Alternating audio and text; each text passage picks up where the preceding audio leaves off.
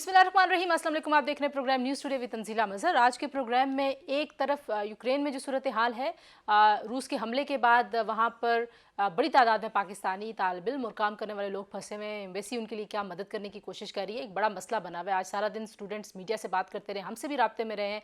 तो आज के प्रोग्राम के आखिरी हिस्से में आप से बात करवाएंगे उन स्टूडेंट्स की और उनकी फैमिलीज़ की कि वहाँ पे सूरत हाल क्या है और वो इस वक्त किसकी मदद के मुंतज़िर हैं और हुकूमत उनके लिए क्या कर रही है। तो ये आखिरी सेगमेंट होगा जी। जो बड़ी खबर है आज की, वो काफ लीग की तरफ से ज़राए की खबर है कि उन्होंने शर्तें सामने रख दी हैं। आसफ जरदारी साहब को उन्होंने बता दिया कि ये शराइत हैं जिनकी बुनियाद पर अदम एतमाद में काफ लीग पंजाब में और कौमी असम्बली में अपोजिशन का साथ दे सकती है। उनको पंजाब की वजारत आला चाहिए, नई बात नहीं है, एक पुराना फार्मूला उनकी हमेशा से ये ख्वाहिश रही है। और मुक़्तदरा भी यही चाहती है कि कोई भी जमात हो उसके पास मरकज़ और पंजाब एक साथ ना हो। क्या ये चीज़ें नून लीग को मंजूर होंगी? ये शराइत कैसे बनेगा माहौल अगर अदम एतमाद कामयाब हो जाती है? नए इलेक्शंस होंगे, नहीं होंगे? बहुत सारे कन्फ्यूजन्स हैं। और फिर नवंबर में जो एक बड़ी तब्दीली है उसके साथ ये सारी सूरत हाल कैसे जुड़ी हुई है और खान साहब के पास क्या कार्ड हैं? शेख रशीद ने कहा जी कि उनके पास भी कार्ड्स हैं। तो क्या वाकई सब लोगों के कार्ड्स अब शो होना शुरू हो गए हैं? हालात वाकई अदम एतमाद के बन रहे हैं? जो अपोजिशन का एतमाद था उसको कहा जाए कि वो बिला वजह नहीं था, वाकई इशारे हुए और इस्टेब्लिशमेंट न्यूट्रल अगर हो गई है तो किसके हक में और किसके खिलाफ न्यूट्रल हुई है? ये वो सवालात हैं जो अपने बहुत एमिनेंट पैनल के सामने रखते हैं। जी हमें ज्वाइन कर रहे हैं सीनियर सहाफ़ी तजियाकार, किसी तारुफ के मोहताज नहीं, मोहम्मद मालिक साहब। और हमारे साथ मौजूद हैं सीनियर दिफाई तजियाकार शहजाद चौधरी साहब और पाकिस्तान के रेनाउंड जर्नलिस्ट नसीम ज़ाहरा साहिबा हमें ज्वाइन कर रही है पहले सेगमेंट में। तीनों मेहमानों का बहुत शुक्रिया। गुफ्तगू का आगाज़ में मालिक साहब आपसे करना चाहूँगी। कार्ड्स वाकई शो हो गए और आपको लगता है कि अदम एतमाद की जो बातें हो रही थी और जो दावे थे और जो अपोजिशन का कॉन्फिडेंस नज़र आ रहा था वो बिला वजह नहीं था? नहीं, अभी भी ज़राए की खबर है, लेकिन उसमें कोई नई बात नहीं है। ये बड़ी पुरानी ख्वाहिश है पीएमएलक्यू की कि उनको चीफ मिनिस्ट्री चाहिए। आपको याद होगा 80 की दहाई की बात है, जब पहली दफ़ा शहबाज शरीफ साहब बने थे चीफ मिनिस्टर, तो उस वक्त ये तय पाया हुआ था नवाज शरीफ साहब में और चौधरी बरदरान में कि परवेज ज़राई बनेंगे। फिर वो हाथ कर दिया उन्होंने, आखिरी मौके पे अपने छोटे भाई को उन्होंने चीफ मिनिस्टर बना दिया। तो रंजिशें पुरानी भी हैं। ये तो फिर मुशर्रफ साहब का भला हो कि उसके उनके ज़माने में चौधरी बरदरान की अपनी ख्वाहिशें पूरी हुई। बहरहाल अभी सिचुएशन कोई ऐसी नहीं है कि जिसमें कोई सरप्राइजेस हैं। बिल्कुल जो अपोजिशन में इतना आपको जान नजर आ रही है, इतनी एनर्जी है, खास तौर पे जिस तरह पावर ब्रोकर का रोल अदा कर रहे हैं जरदारी साहब इस तरह नहीं निकलते। उन्होंने पूरी अपनी प्रेस्टीज और अपना जो चीज़ है उसको दाव पे लगा दिया है। और जो ये अब जिस पे उसको कैलकुलेटेड लीक कहूँगा कि जी पीएमएलक्यू ये चाहती है। एक्चुअली जरदारी साहब भी ये चाहते हैं, वो भी चाहते हैं कि प्रोविंशियल गवर्नमेंट्स को ना छेड़ा जाए, क्योंकि जो सिंध में उनकी वो मनी मशीन भी है, पावर मशीन भी है, वो सिंध गवर्नमेंट है। और उनको ये भी पता है कि नेशनल लेवल पे भले जो भी चेंजेस हो जाएं, वो उनको हिस्सा बजस जुस्सा मिलना है। तो मैक्सिमम अगर उनको पावर सेंटर में मिलेगी तो ये हो सकता है कि चेयरमैन सेनेट की कुर्सी चली जाए कल को, अगर ये जीतते हैं वोट नो कॉन्फ्रेंस जाहिर उसके बाद चेंजेस होंगी तो गिलानी साहब चेयरमैन सेनेट बन जाएं। इस तरह सिंध उनको असल सेंटर में उनको कोalition गवर्नमेंट बनती है तो उनको कुछ मिनिस्ट्रीज मिल जाएंगी। मेन पावर वो लीड नहीं करेंगे। वो भी चाहेंगे कि सिंध इंटैक्ट तो रहे। मालिक साहब, पंजाब में भी मुक्तदरा भी तो यही चाहती है, उनको भी तो यही मॉडल सूट करता है कि नवाज लीग को पंजाब और सेंटर इकट्ठे ना मिले या किसी भी जमात को इकट्ठे ना मिले। इशू ये है कि नवाज लीग के लिए क्या सेंस बनती है। नवाज लीग का जो मैंने एक दो दिन पहले खबर दी भी थी, नवाज लीग इनको ऑफर ये आई थी कि ना हम चीफ मिनिस्ट्री पंजाब लेते हैं, ना चौधरी मांगे, हम एक थर्ड बंदे को चीफ मिनिस्टर बना देंगे जो एक सबका मुतफिका कैंडिडेट हो, और 4-5 माह के बाद इलेक्शंस करवा दें। वो 5-6 माह तक तो नवाज लीग तैयार है, 1.5 साल के लिए वो तैयार नहीं है। ओके। और दूसरा ये देखिए उनकी भी पावर बेस पंजाब में है। अगर वो 1.5 साल पूरा चौधरियों को दे देते हैं पंजाब एज चीफ मिनिस्टर, तो उनके लिए बड़ी मुश्किलात खुद होंगी सेंटर सही के। नसीम, अदम एतमाद के लिए अपोजिशन के कॉन्फिडेंस को लेके हम बड़े सोच रहे थे कि क्यों इतनी कॉन्फिडेंट है। आपको लगता है काफ लीग की शराइत के हवाले से जो खबरें गर्दिश में उसकी वजह से हालात वाकई बन रहे हैं अदम एतमाद वाले? देखिए, ये अब इस पे कोई हतमी बात तो नहीं की जा सकती, लेकिन ये कि जिस तरह से मुलाकातें हो रही हैं और खास तौर पे पीएमएलक्यू भी अब उसमें लूप में आ गई है और पीएमएलक्यू की जो लीडरशिप है, तो जाहिर लगता यह है कि अब वो तो सूरत हाल उस तरह की क्लियर कट नहीं रही जो कि मुनीस इलाही साहब ने कही थी यहाँ प्राइम मिनिस्टर इमरान खान की मौजूदगी में एक कॉन्फ्रेंस पे, जब उन्होंने कहा था कि जी हम बस मिलते मिलाते हैं, आप फिक्र ना करें। ये जरा भी कहना मुश्किल है कि क्या इन्होंने हतमी फैसला कर लिया पीएमएलक्यू ने, लेकिन ये तो जरूर कहा जा सकता है कि वो अब नेगोशिएशंस में एक संजीदगी से इन्वॉल्व हैं। तो इसलिए अभी भी यही कहना होगा कि ये भी जायजा ले रहे हैं सब आपस में, कोई पीएमएलक्यू ने हतमी फैसला नहीं किया। चौधरी साहब, आपको क्या लगता है, आपको भी लगता है कि कार्ड्स जो हैं वो अब बिछा दिए गए हैं? आज शेख रशीद ने कहा जी ये खरीदो फरोख्त की बात करें झाड़ू फिर जाएगा, उनका बड़ा फेवरेट जुमला हमेशा वो यूज़ करते हैं। लेकिन उन्होंने ये भी कहा कि खान के पास भी कार्ड्स हैं, ये ना सोचें कि आप कार्ड्स अपने शो कर रहे हैं, तो खान ने अभी रखे हुए कार्ड्स अपने सीने के साथ लगा के। देखिए, सियासी पंडित आपने माशाल्लाह बड़े बड़े बिठाए हैं हमारे साथ पैनल में, तो मैं कुछ ऐसी बात करता कोई बहुत ज़्यादा मौजूद तो नहीं समझता, लेकिन गुजरात का होने की वजह से, थोड़ा सा चौधरियों के साथ एक राब्ता होने की वजह से एक हल्का सा सोच ज़रूर है, समझ है थोड़ी बहुत कि क्या सोचते हैं, किस तरीके से सोचते हैं। मेरा अपना ख्याल है चौधरी सस्ता सौदा नहीं करेंगे। ये बुनियादी बात यह है कि भले अगर 3-4 महीने की उनको वजारत आला चाहिए तो वो नहीं लेंगे। अच्छा, एक और चीज़ हम समझते हैं कि ये हुकूमत में है या नहीं है, तो इनका कितना असर रसूख है। चौधरी जहां पे भी हैं 2 सीटों वाले हैं, असर रसूख वाले हैं। ये इनका अपना जो हल्का अहबाब है ना, और जहां जहां पे वो मंडी बहाउद्दीन हो, वो चकवाल हो, वो रहीम यार खान हो, वो गुजरात हो, ये दे आर इन्फ्लुएंशियल इनफ। वहां पे अपनी कॉन्स्टिट्यूएंसीज इनके हल्के अपनी जगह कायम है। कभी 5 सीटें होंगी, कभी 7 होंगी, कभी 12 होंगी, और कभी मिला के कोई और मिला देगा तो बहुत सारे हो जाएंगे। जहांगीर तरीन साहब का भी, ये मेरी अपनी सोच है, थोड़ा बहुत जो आप लोगों से सोच समझ के कुछ अपना तज्जिया करते हैं। जहांगीर तरीन साहब अगर पीटीआई से हटते हैं किसी वजह से अपने ग्रुप के साथ, तो यकीन मानिए मेरी नजर में तो जहांगीर तरीन की हद तक मैं कह सकता हूं कि उसका अगला स्टॉप फिर भी पीएमएलक्यू ही होगी। तो मुझे ये तो पीएमएलक्यू मुझे कोई इतनी कमजोर होती कभी भी नजर नहीं आती। और जिसको ये पता हो कि वो कम से कम इतना अपने अंदर पोटेंशियल रखता है ग्रुप के तौर पे, तो वो इतना सस्ता सौदा नहीं करेगा कि वो 3-4 माह की वजारत आला पे। लेकिन जो हालात बन रहे हैं, जैसे अब ये टेम्परेचर ऊपर जा रहा है, आपको लगता है कि सौदे तय हो गए हैं? बुनियादी सवाल तो ये है ना कि क्या देखिए ना, क्या मेरे अब इसमें अगला सवाल ये है कि एक्सेप्टेबल सौदा क्या होगा चौधरियों के लिए? अगला 1.5 साल उनको चीफ मिनिस्ट्री दे दें पंजाब की, बेहतरीन है। आप देखिए कैसे पीएमएलक्यू तो फिर से एक और जान पकड़ती है, जो वही चीज जो मालिक कह रहे थे। तो मेरा अपना ख्याल ये है कि this is how I see it happening, and I think this is where यहाँ पे फैसला होगा कि ये जो अदम एतमाद है ये किस तरफ बैठती है, किस तरफ। जहां तक आपने चूंकि मुक्तदरा का जिक्र किया और थोड़ी बहुत समझ उधर भी हल्की फुल्की कोई सोच विचार का हमें मौका मिल ही जाता है सुना के आप लोगों से, तो मैं ये अर्ज करूं कि मेरा ख्याल है कि उनको इस वक्त कोई फर्क नहीं पड़ता कि कौन इस वक्त आता है हुकूमत में, बाद में आता है या क्या। हाँ, अगर इलेक्शन 1.5 साल बाद होते हैं तो मैं आपको ये फिर यकीन से कह सकता हूं कि एक ऐसी सिचुएशन क्रिएट हो सकती है जहां पर कि फिर कहीं पे जोड़ तोड़ करवा कर इस किस्म की हुकूमत क्रिएट हो सकती है, जो कि unfortunately may not be as bad as the ones that we have tried earlier, लेकिन शायद कोई इतनी उस किस्म की भी, जैसे कहते हैं ना, अबव बोर्ड ना हो जो कि हम अपने सियासी निज़ाम और जमहूरियत में चाहते हैं। मिल मिलाना होगा, वही लोग होंगे लेकिन मिल मिलाप के साथ आएंगे। मालिक साहब, फिर आपको लगता है सौदे तय हो गए हैं? तंजीला, बड़ी इंटरेस्टिंग सिचुएशन है। जब मैं बात कर रहा हूँ ना पीएमएलएन की टॉप लीडरशिप से प्राइवेटली, जब ऑफ द रिकॉर्ड वो बात करते हैं तो बड़ी इंटरेस्टिंग एक सिचुएशन बताते हैं। वो कहते हैं कि हमारे पास लोग हैं, हमारे पास 22 से 24 गारंटीड एमएनएज हैं जो पीटीआई के हैं।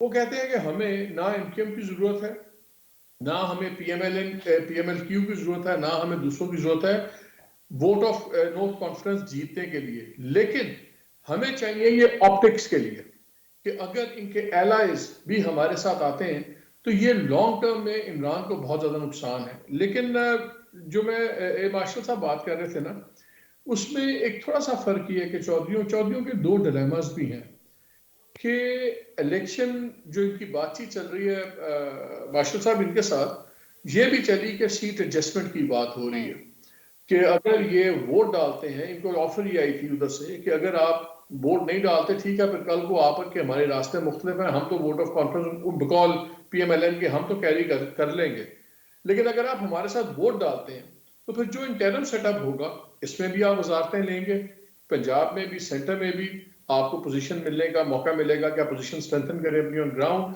दूसरा, सीट एडजस्टमेंट भी ऑफर किया इनको PMLN ने। PMLN के साथ सीट एडजस्टमेंट चौधरियों के लिए बड़ी इंपॉर्टेंट और बड़ी लॉन्ग टर्म में फायदा होगा। अभी 4-5 सीटें हैं, इन्फ्लुएंस जितना भी हो, अगर एस्टैब्लिशमेंट किसी के, मैं I am choosing my words carefully, अगर एस्टैब्लिशमेंट किसी के हक में भी न्यूट्रल ना हुई तो फिर पॉलिटिशियंस को आपस में एडजस्टमेंट्स करके अगला इलेक्शन डिसाइड करना पड़ेगा। आप तो बहुत इसलिए आइडियल सिचुएशन की तरफ पॉलिटिक्स को लेकर, नसीम है हमारे साथ।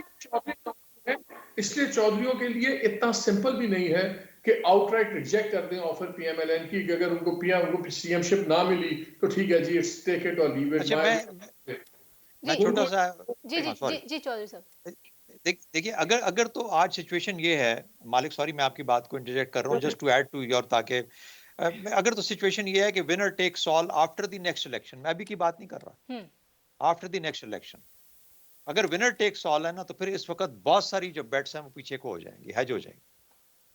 अच्छा, और अगर तो वहां पे कोई शेयरिंग का फॉर्मूला अगले इलेक्शन के बाद व्हेनेवर इट टेक्स प्लेस कोई क्लियरली एस्टैब्लिश हो जाता है, तो then the game is on.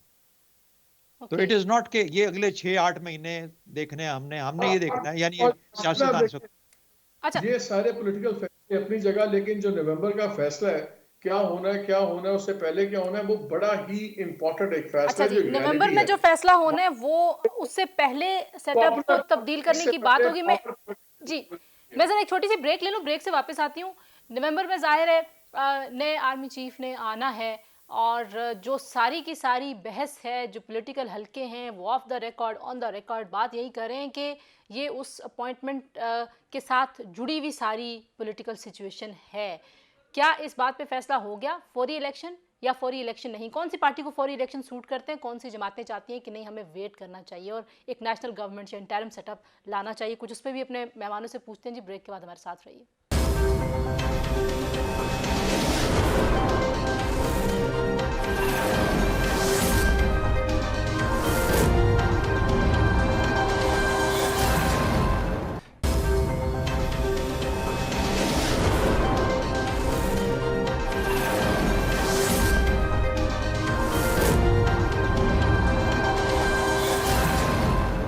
Ji, programme में एक बार फिर आपको खुशामदीद कहते हैं। अब जो मालिक साहब बात कर रहे हैं, चौधरी साहब, और आप भी कह रहे हैं कि नवंबर इज़ इम्पॉर्टेंट, लेकिन क्या इस बात पे भी फैसला हो गया है कि फौरी इलेक्शंस? क्योंकि मैं आपसे अगर PTI का फ्यूचर पूछूं, उनके लिए आपको लगता है मुश्किलात वाकई हकीकी हैं, या जैसे उनके वुज़रा झाड़ रहे हैं बातों को कि नहीं कुछ भी नहीं है, कुछ भी नहीं है, घबराने की बात नहीं है? क्या आपको क्या लग रहा है? नहीं, देखें, वो तो कोई भी होगा, गवर्नमेंट भी कहती है हम कंट्रोल में है, ऑपोजिशन कहती है हम इनको ले जाएंगे, वो कहते हैं कि हमें कोई हिला नहीं सकता। वो अपनी जगह पे दोनों की समझ आती है, पोजिशनिंग तो करनी है। लेकिन देखिए, ये अब डू और डाई है दोनों के लिए। अगर इमरान खान साहब ये सर्वाइव करते हैं तो ऐसा वो सीधा करेंगे ना ऑपोजिशन को भी और बाकियों को भी कि रियासत भी लाइन पे आ जाएगी और रियासती लोग भी लाइन पे आ जाएंगे। और अगर वो ऑपोजिशन ले गई उनको, फिर तो ले ही जाएगी। लेकिन देखिए, क्या इमरान खान के पास वो सपोर्ट है कि वो सरवाइव कर जाएं? देखो तंजीला, जो भी होना है, वजीर आजम और हुकूमत बहुत बड़ी चीज होती है। हुकूमत के पास, वजीर आजम के पास देने के लिए बहुत कुछ होता है। लेकिन अनफॉर्चुनेटली देखें कि इमरान ने क्या किया है। उनके ताल्लुकात ब्यूरोक्रेसी से, उनके ताल्लुकात नहीं अच्छे। उनके किसी पॉलिटिकल जमातों, उनके अपने हलीफ कहते हैं कि हमें कुछ नहीं दिया, हमें जो वादे किए थे पूरे नहीं किए। और सबसे बड़ी बात, जितनी सपोर्ट उनको एस्टैब्लिशमेंट की थी और इतनी सपोर्ट जब आए हैं मीडिया की, एस्टैब्लिशमेंट की, किसी को नहीं, किसी प्राइम मिनिस्टर को नहीं मिली। मीडिया को भी उन्होंने खिलाफ कर लिया, उनके लोगों ने पता नहीं क्या क्या एडवाइसेस दी। अब जो एस्टैब्लिशमेंट के साथ उनका एक बहुत बड़ा क्रिटिकल फैक्टर था जो उनके हक में था, वो भी खराब हो गया अक्टूबर ऑनवर्ड्स। ये सारी चीजें अक्टूबर के बाद आपने देखा एकदम हवा बदली है। और पाकिस्तान के अंदर पॉपुलर पॉलिटिक्स का ब्लूप्रिंट बड़ी हद तक पावर पॉलिटिक्स के खदोखाल से डिसाइड हो जाता है। और ये एक रियलिटी है, और ये रियलिटी आज भी है। हमें आप भी मीडिया में हो, हम भी मीडिया में हो, आज से 6 माह पहले जो हमें कॉल्स आती थी अब नहीं आती, जो सीधी सी बात है। जो नाराजगी या नापसंदीदगी का इजहार किया जाता था जब गवर्नमेंट को भी रगड़ा जाता था और बाकियों को भी, वो अब नहीं होता। ये कोइंसिडेंसेस नहीं है, there is a pattern, there is a method to the madness. तो ये ऑपोजिशन को इमरान के लिए, ऑपोजिशन के लिए एस्टैब्लिशमेंट का उनकी तरफ होना जरूरी नहीं है इतना, जितना उनके लिए यह जरूरी है कि एस्टैब्लिशमेंट सिर्फ इमरान खान के मामले में न्यूट्रल हो जाए। That in itself is a big plus for the opposition. और लग रहा है इस वक्त, जो हमें इस वक्त साइंस नजर आ रहे हैं कि भले एस्टैब्लिशमेंट ऑपोजिशन के पीछे है या नहीं है, मगर वो डेफिनेटली पॉलिटिकली एस्टैब्लिशमेंट न्यूट्रल नजर आ रही है इस वक्त। और this in itself is a big crisis for Imran Khan. Chaudhry साहब, आप किस तरीके से देखते हैं, वाकई को रियल क्राइसिस है? क्योंकि जब जब वोटिंग की ज़रूरत हुई, जब जब बंदे पूरे करने की ज़रूरत हुई, तो वो तो पूरे होते रहे हैं। और जैसे मालिक साहब कह रहे हैं कि पावर पॉलिटिक्स से डिफाइन होती है हमारी जो रियल पॉलिटिक्स है, तो चीज़ें बदलते हुए वक्त लगता है। मैं मार्शल साहब की इजाजत से एक चीज ऐड कर दूं। जी जी। ये जो बिल्स पूछे ना, जो मनी बिल था, जो स्टेट बैंक का बिल था, इसका पास होना गवर्नमेंट से ज्यादा बड़ी चीज थी। IMF था, इंटरनेशनल हाँ हाँ, वो था। रियासत के लिए जरूरी था। इस बिल को ये समझना पॉलिटिकल गलती होगी कि ये बिल को ये समझा जाए कि एस्टैब्लिशमेंट आके खड़ी होगी इमरान खान के पीछे और वोट पास करा दिए। ये दो बिल्स साइड पे कर दें। ठीक है। These are this different category. Okay okay, valid अच्छा पॉइंट है देखिए जी। जी, मैं आपके सवाल का जवाब देने की कोशिश करता हूँ। मैं उतना खुल के तो नहीं बात कर सकता जिस तरह मालिक ने की है, और बहुत बिल्कुल मैं समझता हूँ कि खुल के और अपने समझ के मुताबिक उन्होंने बिल्कुल ठीक बात की। दूसरी मैं ये कहना चाहता हूँ, देखिए अफगान तालिबान के साथ मसला ये था कि वो पाकिस्तान के साथ बात मानते भी नहीं थे। गनी हुकूमत भी बात नहीं मानती थी, और हम भी कहते थे कि अफगान तालिबान हमारी बात नहीं मानते, अब वो बिल्कुल अलग अपनी मर्जी करते हैं। इसके बावजूद अमरीकियों के साथ 1.5-2 साल उनको बिठाना और उनको माइल करना कि बातचीत करो, बड़ा ज़रूरी है, तुम्हारे लिए बेहतर है, ये कहीं ना कहीं से कोई ना कोई इन्फ्लुएंस के थ्रू ये काम हो सका। कहने का मेरा मतलब ये है कि जिनके तल्लुकात पुराने होते हैं, वो अगर फॉर सम टाइम अगर छोड़ भी दें, मैं मालिक साहब से अगर 2 साल बाद ना भी मिलूं, लेकिन तीसरे साल जब मुलाकात करेंगे तो हाथ पंजा तो सुट पंजा तो हम करेंगे ना एक दूसरे के साथ। तो इसलिए ये चीजें जो हैं, ये जो पुराने तल्लुकात होते हैं, they sustain and therefore create that leverage whenever required. तो इसलिए वो जवाब है जो कि वो ऐसे बिल्स जो कि पार्लियामेंट को पास करने चाहिए थे, क्योंकि हमारे कंबाइंड कलेक्टिव मुस्तकबिल के लिए जरूरी थे, उनको जिस तरह भी कराया गया उस तरीके से हो गया। और वो आई थिंक ऑपोजिशन ने भी बड़ा उसके अंदर अच्छा सबूत दिया मेच्योरिटी का, और तमाम चीजें उस तरीके से हो गई। अब अगला सवाल आता है कि क्या हमारी जो ये न्यूट्रल हो गया कि या नहीं हुआ। मेरा ख्याल है एस्टैब्लिशमेंट न्यूट्रल है। मेरा ख्याल है एस्टैब्लिशमेंट ने इतनी चीजें भुगत ली हैं नेगेटिव सेंस में, अपने ऊपर स्पर्शंस देख ली हैं, कि उनको हम बैठे देखें ना, हम आज भी उनके बारे में बात करें। हालांकि ये एक ऐसा इंस्टीट्यूशन है, एक ऐसा इदारा है जो अपने बारे में कभी भी ओपन किसी जगह पे डिस्कशन नहीं चाहता, उसके मुस्तकबिल के बारे में, उसका चीफ क्या करता है, उसका चीफ कौन होना चाहिए, कौन नहीं होना चाहिए, वो क्यों बना, ये क्यों नहीं बना, ये। लेकिन बहरहाल हमारे यहाँ ये बातें होती हैं। ये इदारे की कोशिश है कि इससे दूर हटा जाए, और इस तरह की गुफ्तगू और इस तरह की बात जो है ये हमारे बारे में बिल्कुल ना हो, और हम एक मुकम्मल तौर पर प्रोफेशनल तरीके से लेके चलें। हैविंग सेड दैट, इसी इदारे की तारीख में ऐसे कमांडर्स भी थे जिन्होंने इंश्योर किया कि उनकी आर्मी सेपरेटेड रहे, ऐसे डिस्कशन में मत आए, ऐसे मुज़ाकरात का या उनकी डिस्कशन का हिस्सा ना बने। और ऐसे भी थे जो कि बढ़ चढ़ के आगे बढ़ते नजर आए, और उनको रोकना पड़ता था उस इदारे को कि गेट बैक, तुम्हारी इतनी ज्यादा विजिबिलिटी की जरूरत नहीं है सियासी मामलात में या किसी और ऐसे मामलात के अंदर। अच्छा, तो ये पर्सनल डिस्पोजिशन ज्यादा होती है इदारे से ज्यादा। जो एस्टैब्लिशमेंट के न्यूट्रल होने का तासुर है, मौलाना साहब को भी लग रहा था केपी के बलदियाती इलेक्शंस के बाद कि हो गई न्यूट्रल, और बाकी जमातें भी अब ये कहती हैं, और मालिक साहब भी मेरे प्रेम में यही कह रहे हैं, और शहजाद चौधरी साहब भी। आपको भी लगता है न्यूट्रल हो गई establishment?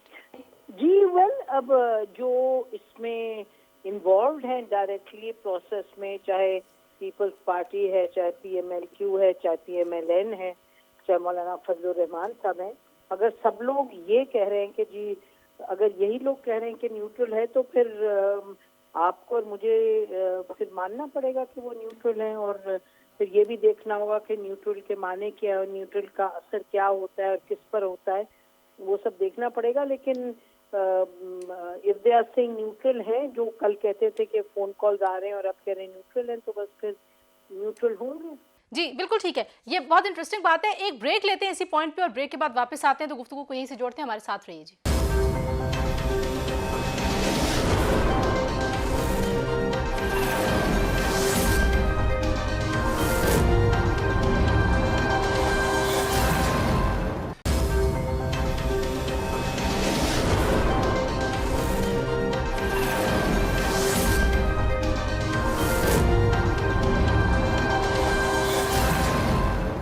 Ji welcome back to news today जी। और हम बात कर रहे हैं इस वक्त जो पॉलिटिकल सिचुएशन बनी हुई है। मालिक साहब, लास्ट में मैं आपसे और आप तीनों से ही पूछना चाहती हूँ, खान साहब के पास क्या कार्ड्स हैं? आज शेख रशीद ने कहा जी कि उनके पास भी बहुत कार्ड्स हैं। तो पहले मालिक साहब, अगर आपसे मैं पूछूं कि क्या कार्ड्स हो सकते हैं आपके ख्याल में? ये जो सिचुएशन इतनी, और आपने कहा अक्टूबर के बाद हवा एक मुखालिफ होगी पीटीआई के, तो ये हवा अपनी फेवर में करने की या इस पूरे तासुर को अंडू करने की क्या क्या कार्ड्स हैं उनके पास? देखिए, पहली बात तो यह है कि ऑन अ लाइटर नोट देखना ही है कि इस्टेब्लिशमेंट अपोजिशन के हक में न्यूट्रल हुई है कि वैसे न्यूट्रल हुई है। वो तो वक्त बताएगा। देखिए, इमरान खान साहब के पास मेरे ख्याल में एक ही कार्ड है। इमरान खान साहब ने अगर अपनी फेंसेस मेंट कर ली इस्टेब्लिशमेंट के साथ, और अगर इस्टेब्लिशमेंट को उनकी दी गई क्या कहते हैं मुसालती फॉर्मूले पे ज़्यादा एतमाद हुआ, बजाय इसके कि जो फॉर्मूलाज अपोजिशन भी देती है, सबके साथ बात हो रही है, तो वो डिसाइडिंग फैक्टर होगा। बिकॉज एलाइज के लिए it's a bit too late कि उनको वो क्या देंगे। अब तो वैसे 6 माह बाद इलेक्शन ईयर ही है। मेरा ख्याल है कि इमरान खान साहब के पास जो है वो उनका ऑफिस एक दूसरे ऑफिस से बात करेगा। अगर उसमें उन्होंने चीज़ें सॉर्ट आउट कर ली तो ठीक है। पॉलिटिकल पे इतना उनके पास पॉजिटिव नोट नहीं है। ये है कि जो उनका थ्रेट है, जिससे सारे घबराते भी हैं, कि बेसिकली एग्रेसिव आदमी है, जिद्दी आदमी है और दलेर भी है बहुत हद तक। तो वो इस्टेब्लिशमेंट सोचती तो है जब प्राइवेटली कि अगर वट एवर रीजन अगर ये बाहर जाएंगे तो उनको पता है कि वो ब्लेम इस्टेब्लिशमेंट को ही करेंगे। सही, और वो ये कह भी चुके हैं कि मैं ज्यादा बड़ा खतरा हूँ। नसीम, आपको क्या लगता है, क्या कार्ड्स हैं खान साहब के पास? ये मेरा ख्याल है कि एक तो ये कि इनकम्बेंस है, और पाकिस्तान की तारीख में हमने देखा कि इनकम्बेंसी जो है वो भी खुद ही बजाते खुद एक एडवांटेज होती है, तो वो है उनके पास। और दूसरा ये कि मेरा ख्याल है इमरान खान जेन्युइनली उस तरह से कोई डर में कोई फैसले नहीं करते। He is not, he doesn't get easily intimidated. तो वो भी you can end up calling the bluff, और उस तरह से मेरा ख्याल है उनके पास एडवांटेज है। उसके अलावा अगर पाकिस्तान की सियासत की डार्कर साइड में आप देखें और आप बात करें कि जी वो किसको क्या फॉर्मूला दे रहे हैं और एस्टेब्लिशमेंट से क्या बात कर रहे हैं, क्या हो रहा है, तो उस पर तो फिर anybody's guess as good as the other one कि फिर एस्टेब्लिशमेंट किससे क्या बातें कर रही है और कौन क्या फॉर्मूले दे रहे हैं, उस पर तो मेरे लिए कहना मुश्किल होगा। जी जी मालिक साहब, मेरा नसीब एक सवाल है। देखिए, बात ये भी होती है वॉकिंग द टॉक। यही चौधरी थे जिनको पंजाब के डाकू कहते थे। मोहम्मद सलाई को हाथ नहीं मिलाया, मिलने से इनकार कर दिया, किसी को वजीर बना दूंगा, इनमें मोहम्मद सलाई को भी वजीर बनाया और वो बात भी की। शेख रशीद कहते थे मैं शेख रशीद अल्लाह रहम करे मैं ना बनूं। शेख रशीद उनके होम मिनिस्टर, इंटीरियर मिनिस्टर। जितने स्टांसेस पब्लिक जिन जिन लोगों के खिलाफ थे, इमरान खान ने सबका कॉम्प्रोमाइज किया। So what he says private publicly and what he does privately, वो हमेशा नहीं एक ताल पे मालिक हाँ, उस चीज पर मेरा ख्याल है कि वो तो मेरा ख्याल है डिबेट है ही नहीं कि कौन मॉरल है और कौन प्रिंसिपल्ड है। What you are saying is historical facts हैं, ये जो सब बात आप कर रहे हैं। ठीक है, लास्ट में मुझे ठीक है, मैं उधर एक second let me finish Tanzila please. मेरा मतलब कि वो तो डिबेट ही नहीं है। वो इमरान खान बिल्कुल डाकू कहते थे, इमरान खान बिल्कुल कहते थे शेख रशीद को नहीं लेना, इमरान खान एनक्यूएम को बुरा कहते थे, लेकिन इमरान खान ने वही पॉलिटिक्स में किया जो बाकी लोग कर रहे हैं in this context power politics में। तो वो तो इशू ही नहीं है मालिक। इशू तो ये है कि जी इस वक्त कौन किसको ज्यादा कन्विंस कर सकता है। ऑपोजिशन क्या इनके एलाइज को साथ लेके चल सकती है, यहाँ पे खत्म हो रही है बात। असल तो बात हो रही है पावर पॉलिटिक्स में एस्टेब्लिशमेंट का रोल क्या, दैट्स द बॉटम लाइन। ठीक है, शहजाद साहब आपके ख्याल में क्या कार्ड्स हैं पीटीआई के पास? Last comment. डिपेंड करता है ना जी पीटीआई का मकसद क्या है। अगर तो उन्होंने 1.5 साल और 5 साल पूरे करने और 1.25 साल 1.5 साल और गवर्न करना है, तो फिर तो वो कोई मामला तय कर लेंगे उन कुव्वतों के साथ जिन्होंने अभी तक उनको सहारा दिया हुआ था।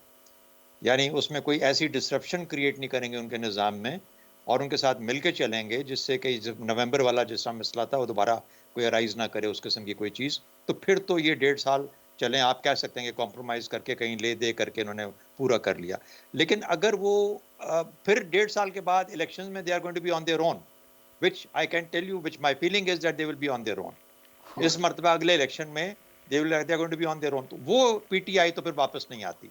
अब इमरान खान को फैसला करना है कि क्या PTI in the current form जो इस हालत में है, ये मैं 1.25 साल की कुर्बानी दे के कोई शहादत की तरफ कोई माइल हो जाऊं, सियासी शहादत की बात कर रहा हूँ, या ये कि मैं 1.5 साल करके ये बोलूं कि मैंने 5 साल पूरे कर लिए पीपल्स पार्टी या जरदारी साहब की तरह। तो ये बेसिकली मेरा ख्याल है इससे ज्यादा और कोई गेन नहीं है किसी भी ठीक है जी, सिचुएशन बहुत के इंटरेस्टिंग अंदर। सिनेरियो जी। मेरे पैनलिस्ट ने मुझसे जो बातें की है उसका खुलासा तो मैं भी नहीं आपके सामने रख सकती हूँ, लेकिन आने वाला कुछ दिनों में ही हमें पता चल जाएगा कि बेसिकली अदम एतमाद आती भी यानी मालिक साहब, शहजाद चौधरी साहब, नसीम ज़ारा साहब, बहुत शुक्रिया जी आप लोगों ने हमसे बात की।